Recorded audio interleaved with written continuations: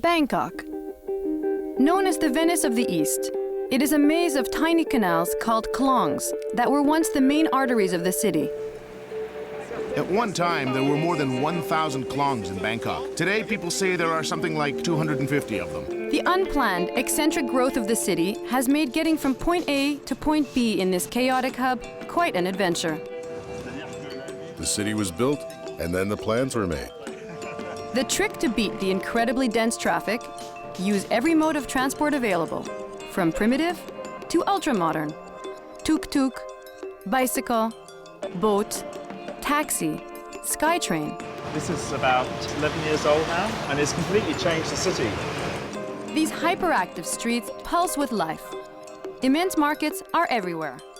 But even more abundant are the tens of thousands of street food stands, open day and night. Bangkok is the eating city. You know, there's always something interesting nearby. Try that. It's one of the most delicious fruits in the world. Isn't that nice? Oh my gosh, it's so good. And any conversation in Thailand will usually gravitate toward the subject of food. Underneath Bangkok's frantic exterior lies a deep spirituality. And the number of temples here? Well, no one really knows.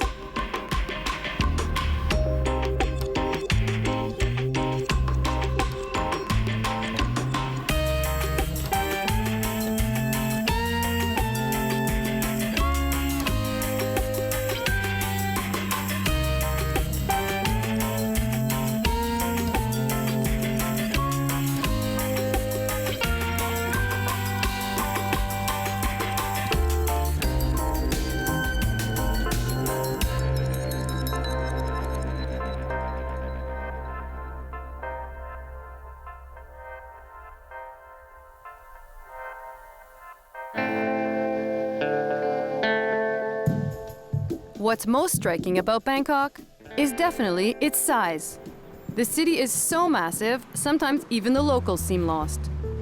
Philip Cornwell Smith, author of the fascinating book Very Thai, offers to show me firsthand just how complicated it is to get around. We're going from his home to his office. On a map, the distance is just a few kilometers. But the reality is a whole different story. Here we go. So how do you get to work? You take the Well, motorcycle there's different and then the ways. It's all a SkyTrain? combination. Usually the quickest way is to take as many more forms of transport as possible. That's the quickest way. That's the quickest way, because you know all the little shortcuts if you know the city well. How many modes of transportation do you take to get to work? I'll walk to the end of my street, and then there's a motorcycle rank like this. I think we'll go via the SkyTrain 3 stops down the line, and walk a little bit down onto the canal, go on a canal boat, then from there, get another transport, maybe road taxi or tuk-tuk or something, to my office. The city seems very difficult to figure out as far as getting from one location to another. Even the tuk-tuk driver needed to see the map. Is that common for the locals to not know their way around? I think Southeast Asia's not good with maps. It's just not a mapping culture. They're better with landmarks and interpersonal kind of direction. The streets all used to look identical when I got here 16 years ago. So now we've got a few more landmarks because they tend to be step back a bit, and you can start to see big buildings and say, oh, it's near that tower or something like that. Just coming up to the SkyTrain. This is about 10 years, 11 years old now, and it's completely changed the city. How long did it take to build the SkyTrain? Oh, too long. Inaugurated in 1999, the SkyTrain was built to relieve the city's congestion and pollution. Each train replaces about 800 cars. 500,000 people use the SkyTrain each day. But even with that, public transport has its issues.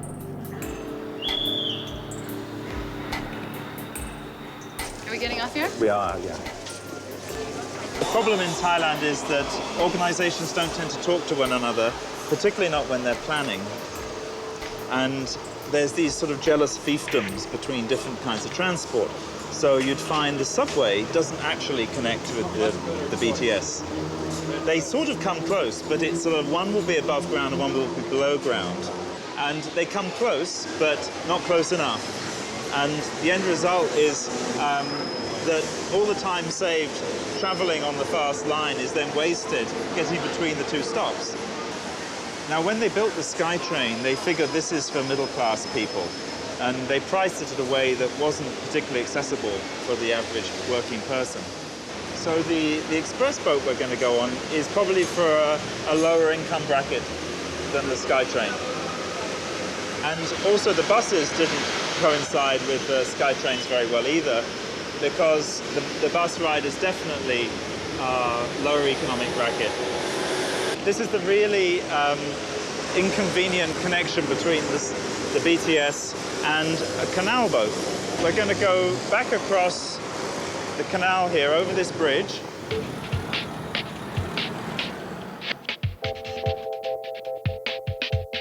The amulets all supposedly have a power, so the genuineness ultimately is about the spell that's attached to it and not the object itself.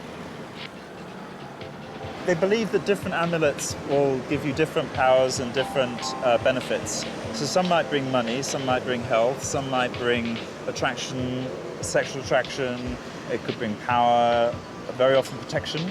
Some people would call it superstition, other people would call it a talisman that gives you confidence. Saturday is the Buddha meditating under the protection of a naga, which is a bit like a dragon snake.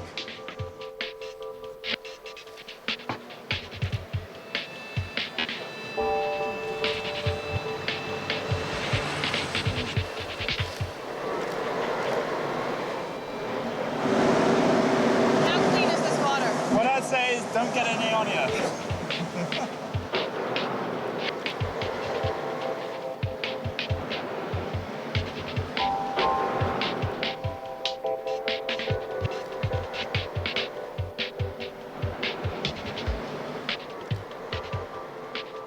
just saw a man fishing. It's really very dirty water.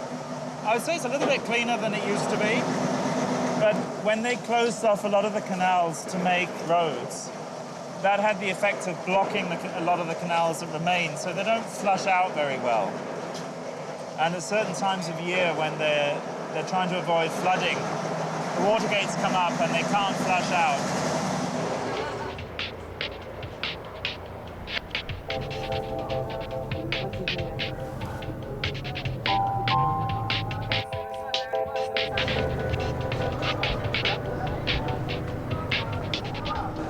Over a century ago, the old town used to stop here. There's a canal, like where we just got off on that boat. That was the city moat. And there's a big avenue going down that road, which leads to the Grand Palace. This picture needs a little explaining. Bangkok is covered from head to toe with photos of the royal family. Even though they are not actively involved in the country's politics, they remain an important part of Thailand's identity. The King's birthday is Thai Father's Day, the Queen's birthday is Thai Mother's Day, and so on. Here it's very much viewed that the King is the father of the country, and his wife, the Queen, is the mother of the country. They extend the family idea towards the whole state apparatus. And there's no direct way of getting somewhere that's very close. Well, the Thai main philosophy is indirectness, so it's actually very natural to Thais to go the long way around.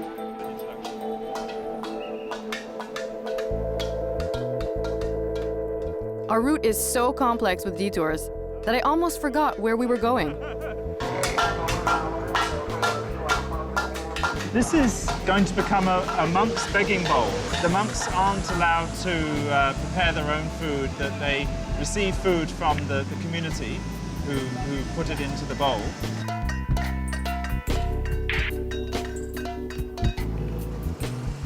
The tuk-tuk was originally a Japanese invention. Many countries have got tuk-tuks, but the one in Thailand looks so much better than all the other ones. I mean, they have them in, and what they've done really is take this pretty ugly motorized rickshaw and then give it these really elegant lines. And you can, if you put a tuk-tuk next to the old rice barges or next to an old buffalo cart, you'll see that it actually has got the same lines, the same grace. So it's got a certain something about from traditional Thai art and design. They like to make everything very bright and shiny and pretty to look at. So all the flashing lights, you see, and also the tuk-tuks are very different colours. And you might see on the back of the tuk-tuk, it says the word Thailand, right? Yes. Before the crash, the economic crash in 1997, it didn't have the word Thailand on the back. It used to have words like Daihatsu. Well, that's the Japanese maker of the brand. And then they got very nationalistic after the economic crash. And the tuk-tuk was presented as being a very Thai national icon. So they put the words Thailand on the back in the national colors of red and blue. 6 modes of transportation later, we finally arrive at our destination. Welcome to Wang Jakapong. Beautiful. Here is the river with the sun setting behind the Temple of Dawn, if that makes sense. Stunning.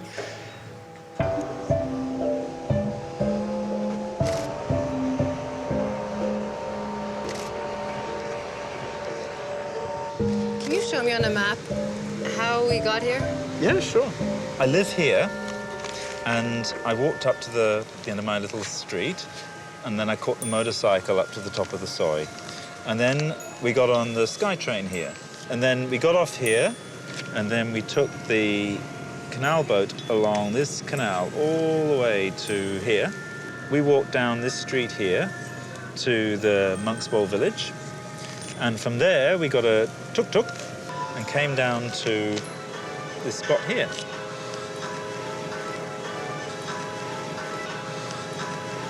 And we're facing Waterfront, which is directly across the river. The difficulties in getting around stem from the lack of any kind of city planning. To understand why this is so, I tour a small part of the city with architect Eric Bogdan.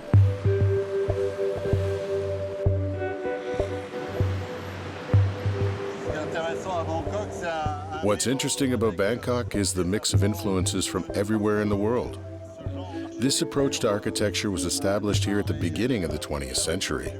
It started from a Chinese base.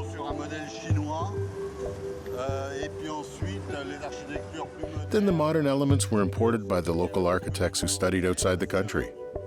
When they came back, they brought with them elements from the countries in which they studied and made this mix, which was adapted for the Thai climate and needs.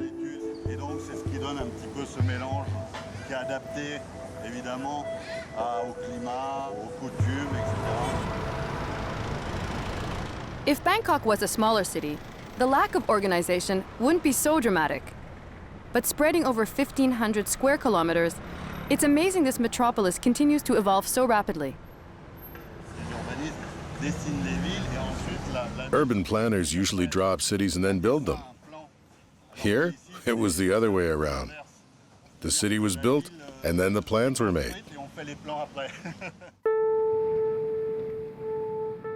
Even with a detailed map, Bangkok is a maze. The plan for urban development was established far too late. And in a city of 12 million people, change happens slowly. We're in the first real business sector, where the first high-rises like these were built. What's funny is that everywhere between these huge towers, we can still find mom-and-pop shops and little shacks like these. As you can see, the contrast is phenomenal between the little two-story houses and what's behind them, gigantic buildings. This big one is a hotel. Over there, we have a shopping center. Right in front of them, we have the SkyTrain. It's just a bit of everything.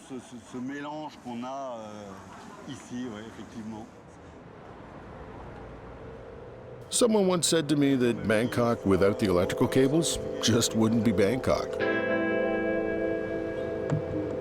In Bangkok, Putting in a new electrical cable doesn't mean you remove the old ones. Tangled knots like these are everywhere. Most of these cables aren't in use, and the problem is no one knows which is which. I guess it's part of the city's charm. We can't say it's an aesthetic city, but the charm of Bangkok is just that, the contrast and mix of old and new.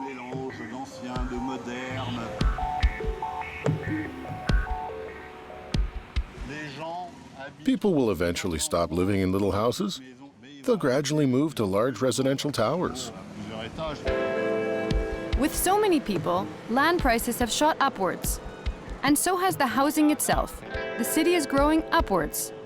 But as the city was built on an improvised urban plan, it now faces a slew of efficiency and infrastructure issues.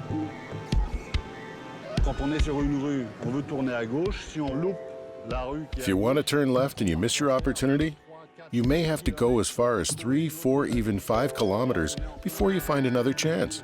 It's strange for a large city. And that's one of the major issues of Bangkok. There aren't enough streets. We have the main arteries that were constructed to get from point A to point B. In between those, it's every man for himself. In the past, when someone bought a large plot of land and divided it to sell in smaller pieces, there were no streets built in that lot. So the sois are often built by the owners in order to give access to the lots they wanted to sell. Often these sois are dead ends. They don't lead anywhere. They simply give an access.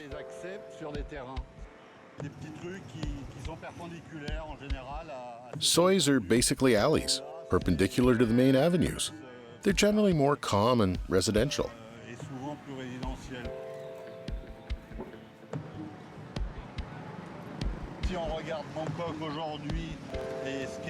If we compare Bangkok today to what it was 15 or 20 years ago, there's been quite a progress in terms of cleanliness. It's nothing major, but everything takes so long here because the city is so dense. There's still so much to do. We have to tackle problems one at a time and manage the urgent matters first. We also have to start building in a more structured way.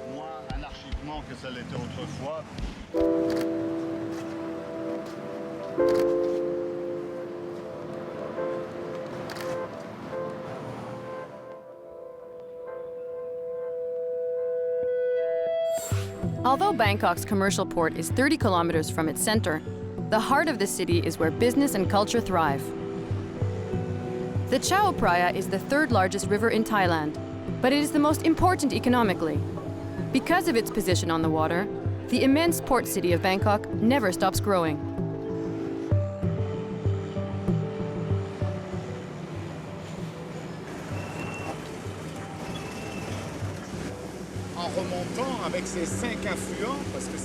As the city grew and people moved north towards the 5 affluents that formed the Chao Phraya, canals were created to drain the fertile land and to make paddy fields.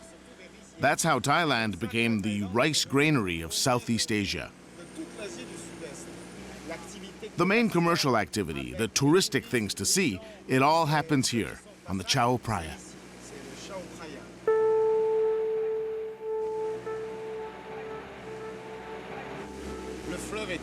The river is vital to the city, like an artery. But the klongs is where life happens for many people who've lived here for centuries. A klong is a canal. Some are natural because we are close to the sea, which created them. But most have been created or connected by man to make alleys with water.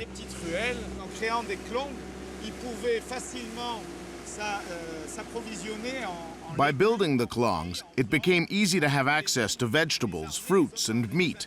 People were protected from others, from armies, who couldn't come into the klongs. There were the tides and too many complicated passages to go through. And so, a culture of the klongs was invented, with agriculture and fisheries. Unfortunately, you can't see it now because the pollution got in the way. At one time, there were more than 1,000 klongs in Bangkok. Today, people say there are something like 250 of them.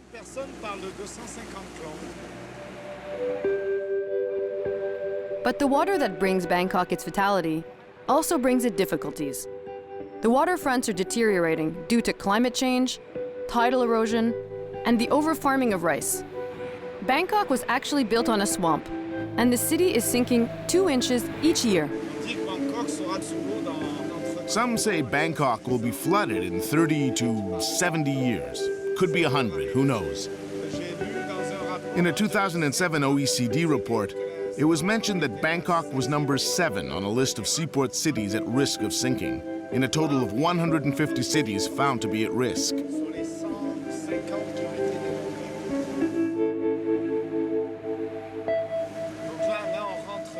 Now we're entering the klongs. It's greener and much more quiet.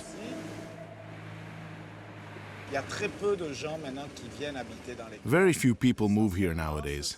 Those who live here are mostly old families or children of those who have always lived here. These places are complicated to get to. You need a boat, and you always get lost in the klongs. People here have always rented the land from the Department of Religion. I hear they pay very little. Either they have plantations of fruits, vegetables, or orchids, or they run a little shop or restaurant. There's a neighborhood life in the klongs.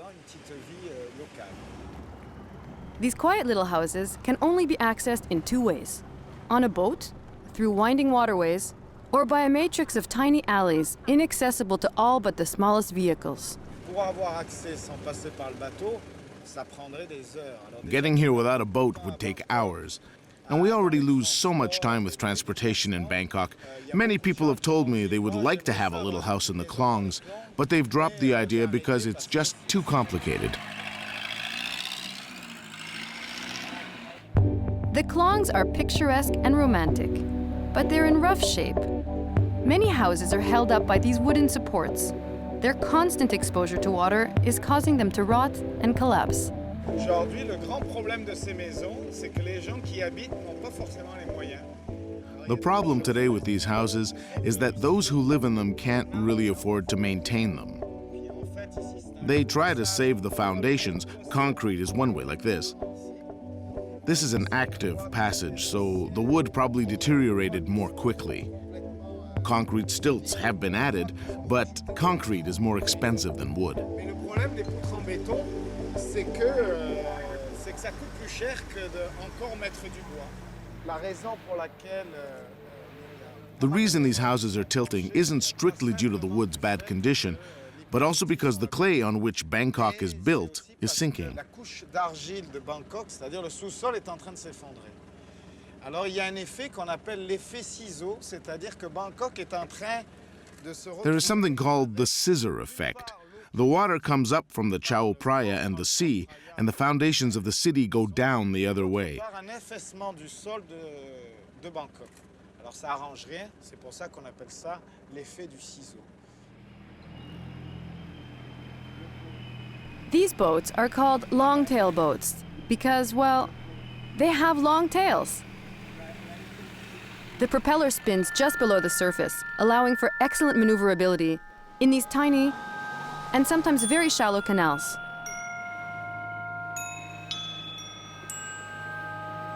Alors là, tu vois, c'est un bel endroit parce que ici, l'eau... Look at this here, great example.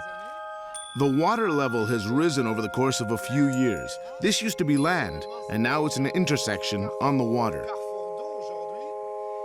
Et And this here is a floating plantation. plante d'eau.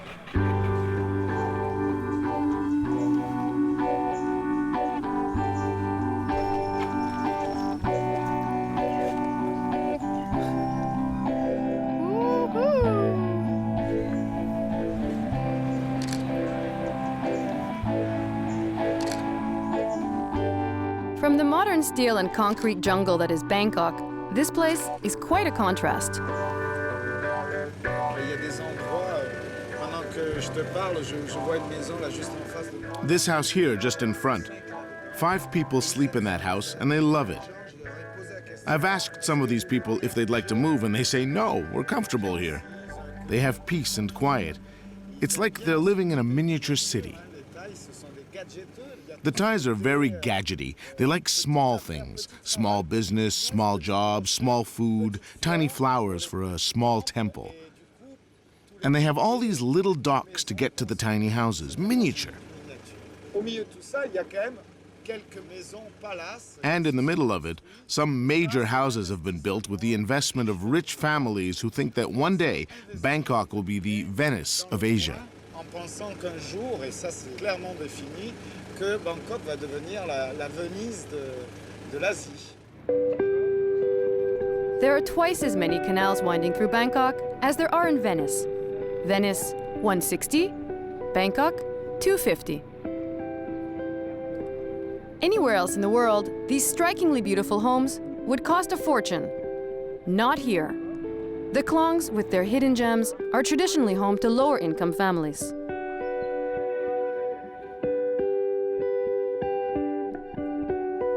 This is the first, and possibly the last time, that I eat a mango I picked myself. Ce point-là, souvent tu as des petits seuils adjacents, mais qui sont très petits. Des petits seuils, c'est vraiment des ruelles. You'll often see sois like this, very small. They're the back alleys of the klongs, used as parking lots for the villagers' boats. And you have a bunch of villages like this all over the place. Et en fait, c'est des multitudes de petits villages ici. It's easy to forget, but we're in the middle of a massive metropolis.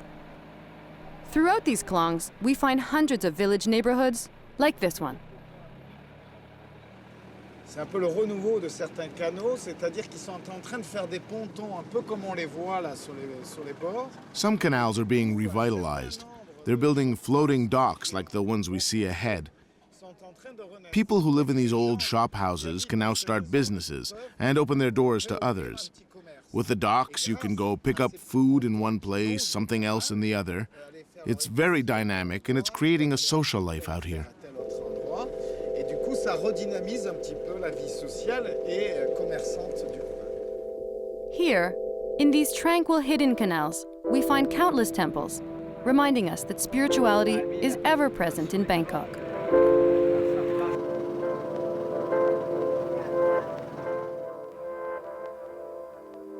Bangkok has quite the buzz, but the locals are very calm and respectful. This is due in part to the fact that 95% of the people here are Buddhist. Influenced by folk beliefs and Chinese religion, Thailand's Buddhism has its own unique expression. There is a range of beliefs and spiritual philosophies here: Hinduism, black magic, animism, Buddhism. But this doesn't lead to tension. In fact, religions and social classes of all types happily coexist. People respect each other and are non-judgmental. I get the impression that in this environment of tolerance, people are less frustrated. And to pray, everyone goes to the temple. Walk 10 steps in any direction in Bangkok, and you can find one. And no one really knows how many there are. Some say thousands, others say tens of thousands. Worship is such an important part of life here that some families gather money over many generations to build new ones. To understand the importance of spirituality in everyday life, I managed to enlist the help of Marisi, a local who was able to get me inside one of the temples. How many Buddhist temples are there in Bangkok? Uncountable. The Buddhists, we believe that if you can afford to build a temple or anything for the temple, it will bring you good deeds. You might be reborn as somebody better. So we like to do some donation or anything related to the temple. We are willing to do it. Is the temple very dependent on donations? Very much. Like they're not allowed to cook their own food. So every morning they have to go out and get from people. In the morning, you know, people before they go to work, you can buy ready-made food from the market and offer to the monk. To give is like to release your greed. If you can give more, then you will be refrained from being greedy.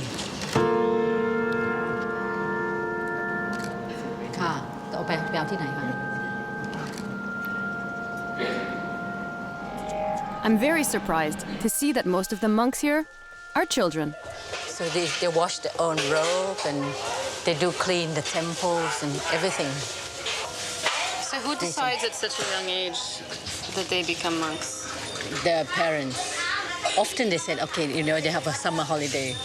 Let's send them, instead of playing around at home, let's train them. To do something useful. What's the best part of being a monk?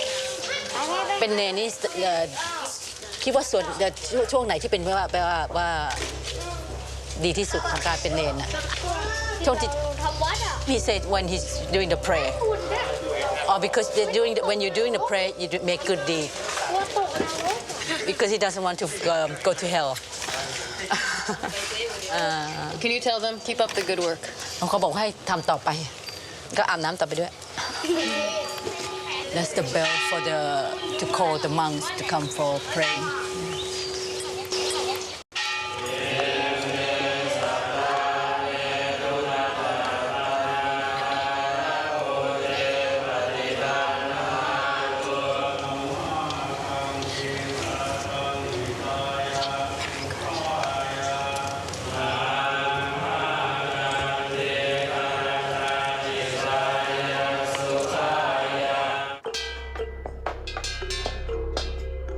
Marcy invites me and my camera crew to a gathering, honoring her grandmother, who passed away 50 days earlier.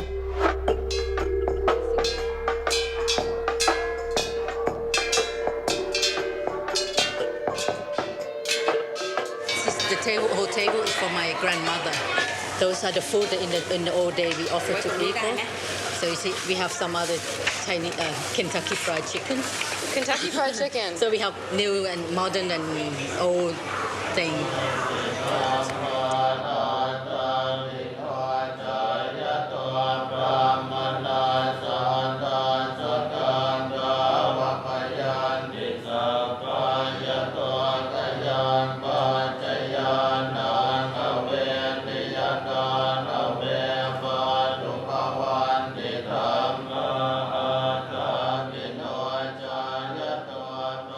When the Thai people aren't exercising their inner calmness, they can usually be found at the bustling markets. Every city has its markets, I know, but here they've taken the concept to new levels of excitement. Markets for anything and everything, everywhere, at any time of day and night. If you look hard enough, you can even find a market specifically for flower offerings, open only in the evenings, only on weekends. I meet up with Angélique Sago, an artisan jeweler that has found a niche for herself in the local markets. Thai people love the market life. Everything is outside here because it's nice and warm all year. They live together and they eat at all times of day and night. Markets are good for that. Right now, we're in the Chatuchak market, the largest market in Thailand. I don't know how many stands are here, but something like 10 or 15,000, and it's divided into sections by specialty. We're in the clothing design section, so we could find an independent local creator with a little store selling wholesale as well as retail. Buyers from everywhere in the world come here, so you can sell 1,000 or 10,000 or even 20,000 of anything. What I've learned is that in Bangkok, the markets are where it all happens. Bartering, browsing, arguing, they are simply the center of life. In this one, more than 200,000 people come to purchase everything and anything. I think you can find just about anything. Every time I come, I find something new. You can buy animals, textiles, antiques, jewelry. And there are many artists. Painters, sculptors, ceramists. Many of those who have stands here on Saturdays and Sundays have stands elsewhere in Bangkok during the week.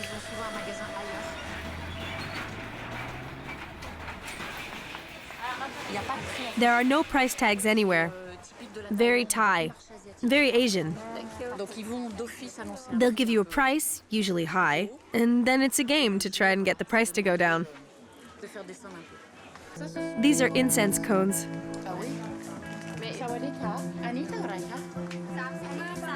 35 baht per pack, and wholesale is 30 baht.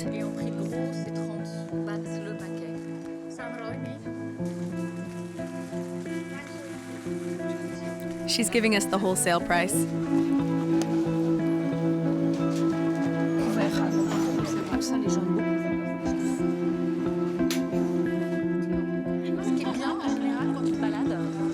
What's great is to stop for a massage if you find one. There should be one in the arts section. Actually, they're everywhere. It's a cultural thing. There we go. We don't always go for a full body massage that lasts an hour.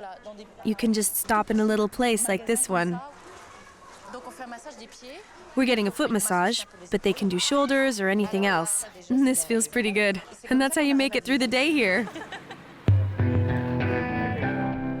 Like Finland's saunas or Iceland's geothermal pools, Bangkok also has a local obsession: the massage. They're everywhere. On just about every street corner, $6, and you're set for an hour. Maybe Buddhism isn't the only reason people are more relaxed here.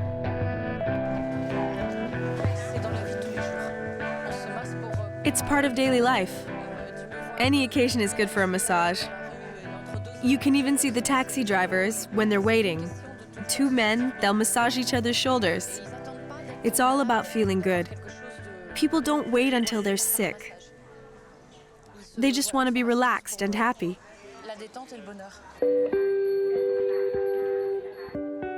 Of all the markets in Bangkok, the most famous is the floating market. Paradise on earth. Vendors come by boat to sell their goods directly on the water. Everything here is in the canals. The merchants come here on their boats with their goods, directly on the water. They do everything in there. They even cook. Quite impressive. Look at the size of the wok.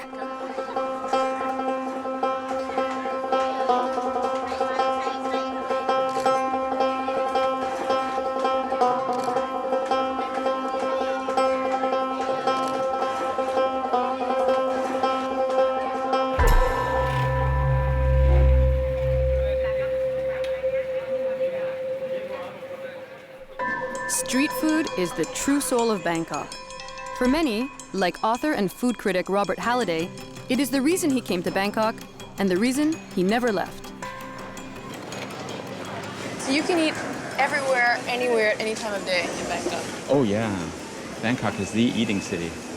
You know, there's always something interesting nearby. And any conversation in Thailand will usually gravitate toward the subject of food. In Thailand, there are so many street foods. You must have noticed walking around town. You know, there are grilled foods and there are noodles of all different types, fruits that have been cut up and prepared, different cookies and things like that. What is it about Thai food that you love so much? Oh, that's hard to say. First of all, I think it's just so diverse. There's so many different kinds of dishes. I also like the fact that Thais have a way of blending what seems to be flavors you wouldn't normally associate with each other and coming up with these wonderful things. So you'll have cookies that are made from dried fish, and you have dishes that look like they should be sweet, but they're actually very spicy and peppery. Even after all these years, I still have dishes prepared sometimes that completely surprise me with the way the flavors mesh. You know, flavors that seem to have very little to do with each other, but they combine to make something delicious. And like rice and mango for dessert? Yeah, it was sticky rice and mango. Who thought of that? But it's perfect. Just imagination, you know, no two people prepare even the most popular dishes in the same way at all. You can get a curry made in somebody's home and have it made in somebody else's home and have it made in a restaurant, and it'll be three different dishes. I mean, the character will still be there, but each person will interpret it in a different way. And I like the flexibility, the range of Thai food. It's an art. And for me, it's the greatest of the Thai arts.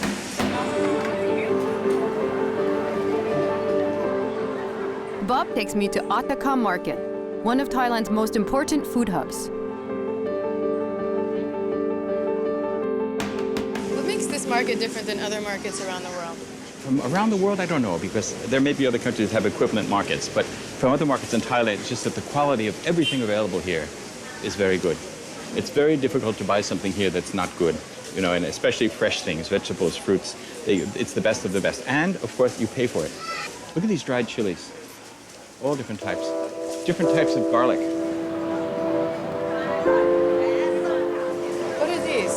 That's durian, the notorious fruit. Give it a sniff. It has a very strong smell. Actually, I heard that you stayed in Thailand because they had durian here. There were a couple of times where I was considering returning home, and then I thought, oh, I'll just wait out one more durian season. And by the time the season was over, I'd changed my mind. How do you say delicious in Thai? Aloy. Haloi? Mm-hmm, aloy. Haloi. That's a mangosteen. Have you tasted that? No. You see these little things at the bottom here? It looks like a flower. Yeah. If you open it up, there will be white sections, the same number of them as there are petals on this little flower. Fantastic. Very sweet, very juicy. Try that. Okay. It's one of the most delicious fruits in the world. Isn't that nice? Oh my gosh, it's so good. Isn't it? Have some. Okay. Blue food. You don't see it every day. Blue food. Yeah. What is it? It's made from a flower called dok anchan that's blue in color, and they just use it to color these. It's a sweet paste made from sticky rice. Oh. But I always think that there are so few opportunities to eat blue food that one should jump at every chance. Street food is such a big part of life here in Bangkok. How did it develop? I think originally there were small shops that served very simple dishes for Chinese workers, because there was a big influx of Chinese workers in the 19th century and afterwards. Noodle dishes and things like that were prepared for them. But bit by bit, the culture of street food spread. It keeps expanding, getting more elaborate, getting more expensive. If you ever work in a Thai office, you'll be amazed at the amount of food that passes through it in the course of a day. If somebody goes out, they'll bring back packages of food, sometimes maybe little grilled meatballs or kind of sweet things that everybody munches on. And they don't eat in great quantity, but it's just a little something tasty to beguile the tedium of the day, you know. People think rice is rice, but look at this. So many different kinds of rice and grades of it, different species. So after 40 years, you figured this all out? I'm still learning about rice. It says, Khao Hom Mali Plang Pi, which means jasmine rice harvested at the middle of the year. Yasothon is the name of the province it comes from. Khat Piset, selected, specially selected. Hom, fragrant. Nim, soft. Aloy, delicious.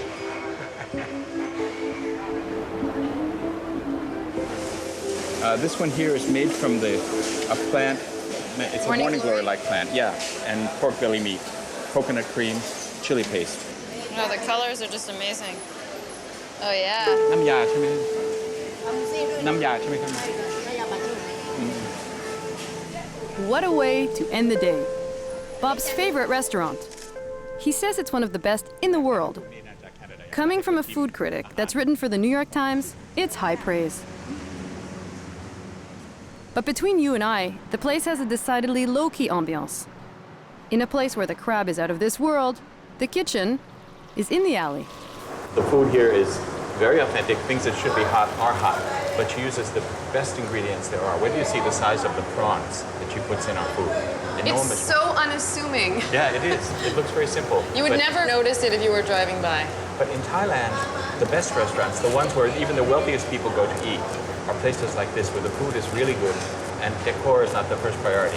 The places that are on Sukhumvit Road often that are very well decorated, the food is beautifully presented, but it doesn't have the soul that it has in a place like this, where I think Jepai is an artist. How many restaurants are there in Bangkok? I have no idea. I reviewed restaurants here for 20 years, went every week, sometimes to a number because I wrote for a lot of guidebooks, tourist guidebooks and travelers guidebooks too, and went every week to a number of restaurants, and I feel I just began to dent the surface. And they come and go. There's very much of a Darwinian mechanism here, you know, that restaurants that aren't really good, they don't last long because there's so many good ones around.